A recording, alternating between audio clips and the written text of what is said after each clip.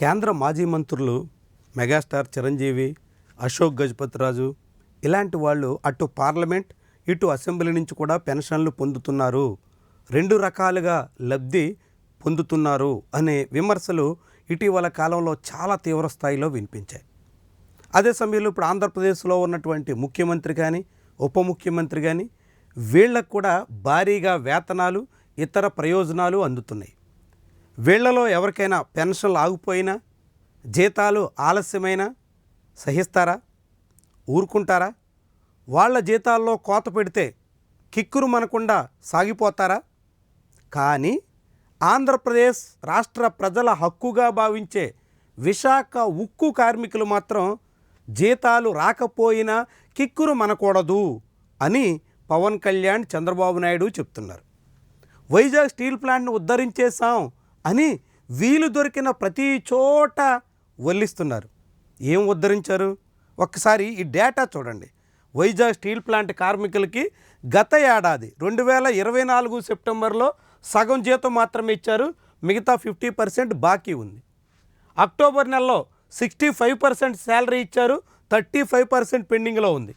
నవంబర్లో 65%, 35% పెండింగ్, డిసెంబర్లో same 35% pending, జనవరిలో 75% ఇచ్చి 25% పెండింగ్, అప్పటి నుంచి జూలై వరకు 75% ఇచ్చి 25% పెండింగ్. ఇక ఆగస్టులో అయితే ఇప్పటి వరకు జీతమే ఇవ్వలేదు. 4 రోజులు గడిచిపోతున్నా స్టీల్ ప్లాంట్ కార్మికులకి జీతాలు చెల్లించలేదు, 100% పెండింగ్. అంటే ఇప్పటి వరకు ఇదంతా చూస్తే 4 నెలల జీతాన్ని, అంటే ఏడాది కాలం పాటు వైజాగ్ స్టీల్ ప్లాంట్లో కార్మికుడు పనిచేస్తే అందుకు గాను కేవలం 8 నెలల జీతం మాత్రమే అందింది. మిగిలిన 4 నెలల పైబడినటువంటి వేతనాన్ని స్టీల్ ప్లాంట్ యాజమాన్యం పెండింగ్లో పెట్టేసింది. మరి ఇంకెక్కడ స్టీల్ ప్లాంట్ని ఉద్ధరించినట్టు? స్టీల్ ప్లాంట్ని పరిరక్షించాం అని ప్రభుత్వ పెద్దలు చెబుతున్నటువంటి మాటలకి, ఇక్కడ స్టీల్ ప్లాంట్ కార్మికులకి 4 నెలల జీతం పెండింగ్లో పెట్టినటువంటి తీరుకి ఎక్కడైనా పొంతన కుదురుతుందా? 12,000 కోట్ల రూపాయలు కేంద్రం నుంచి తీసుకొచ్చాం అని పాడిందే పాడరా అన్నట్టుగా ప్రభుత్వ పెద్దల మాట. కానీ ఆ 12,000 కోట్ల రూపాయలు వస్తే మరి వీళ్ళ జీతాలు, కష్టపడి పనిచేసినటువంటి కార్మికుల వేతనాలు ఎందుకు పెండింగ్లో పెట్టినట్టు? ఎవరైనా ప్రభుత్వ ఉద్యోగికి 1 నెల జీతం ఆలస్యమైతే ఎంత రచ్చ అవుతుంది? మరి స్టీల్ ప్లాంట్ కార్మికులు ఏ అన్యాయం చేశారు? స్టీల్ ప్లాంట్ కార్మికులకి కుటుంబాలు ఉంటాయి, ఆ కుటుంబాలు వేతనాల మీద ఆధారపడి ఉంటాయి, అక్కడ పిల్లలు ఉంటారు, ఇతర అవసరాలు ఉంటాయి, వాటన్నిటికీ నెల నెల జీతం కావాల్సిందే కదా. ఆ జీతంలో కోత పెడుతున్నారంటే ఏమనాలి? 1 నెల కాదు, ఏడాది నుంచి ప్రతీ నెల కొంత మొత్తం చొప్పున కోత వేసేస్తూ 4 నెలల జీతాన్ని సుమారుగా కోత కోసేసినటువంటి వైనాన్ని ఏమనాలి? ఇది దేనికి నిదర్శనం? మరి స్టీల్ ప్లాంట్ని ఉద్ధరించింది ఎక్కడా?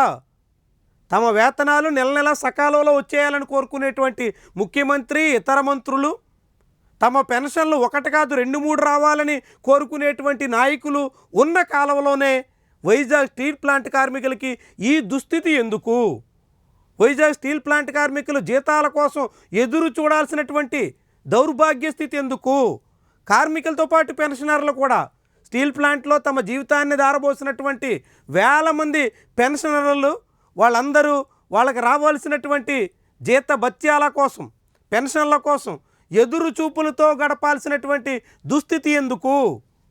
అంటే క్రమంగా స్టీల్ ప్లాంట్లో కార్మికుల్ని అనేక రకాలుగా వేధించి, సకాలంలో కూడా వేతనాలు చెల్లించకుండా జాప్యం చేస్తూ, ఈ ప్లాంట్లో ఇక ఉండడం కన్నా వీఆర్ఎస్ తీసుకుని బయటికి పోతేనే బెటర్ అనిపించేలాగా యాజమాన్యం చేస్తున్నటువంటి కుట్ర ఇది. ఈ కుట్రకు చంద్రబాబు, పవన్ కళ్యాణ్ వంత పాడుతూ వైజాగ్ స్టీల్ ప్లాంట్ మీద నిందలు వేస్తూ, కార్మికుల మీద అనేక రకాలుగా అపవాదాలు మోపుతూ, వాళ్ళదే తప్పు పట్టేటువంటి రీతిలో సాగుతున్నటువంటి విషయం జనమంతా గ్రహించాల్సినటువంటి అవసరం ఉంటుంది. ఇట్లా రెగ్యులర్ కార్మికుల్ని ఎట్లా వేధిస్తున్నారంటే ఇక కాంట్రాక్ట్ కార్మికుల్ని ఇంకెంతగా టార్చర్ పెడుతున్నారో మనం అర్థం చేసుకోవచ్చు. ఇంతగా వైజాగ్ స్టీల్ ప్లాంట్ కోసం కష్టపడి పనిచేస్తున్నటువంటి కార్మికుల్ని వేధిస్తున్నటువంటి ప్రభుత్వం ఎలా రాణించగలదు? ఏ రీతిన మనుగడ సాగించగలదు? ఎంతకాలమని జనాన్ని మభ్యపెట్టగలదు? ఇవే ముఖ్యమైనటువంటి ప్రశ్నలు.